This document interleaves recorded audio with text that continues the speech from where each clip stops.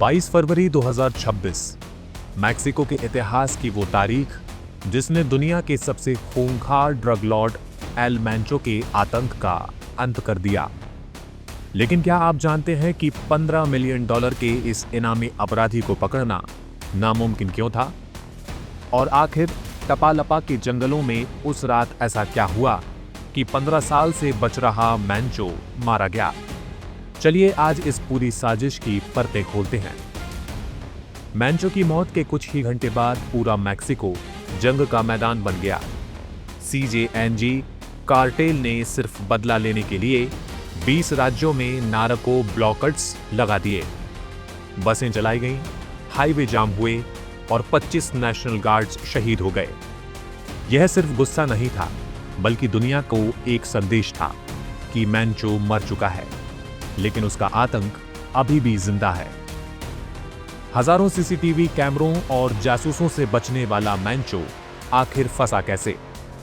Reports बताती हैं कि अमेरिकी इंटेलिजेंस और मैक्सिकन स्पेशल फोर्सेस ने उसे उसके ही एक करीबी रोमांटिक पार्टनर के जरिए ट्रैक किया।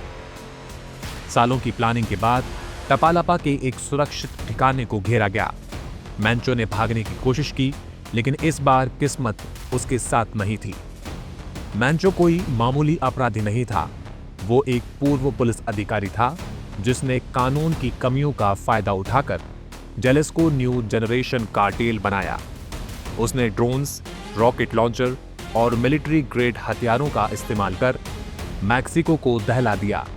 उसने एल चापो के साम्राज्य को चुनौती दी और फैंटानिल के धंधे से अरबों डॉलर कमाए।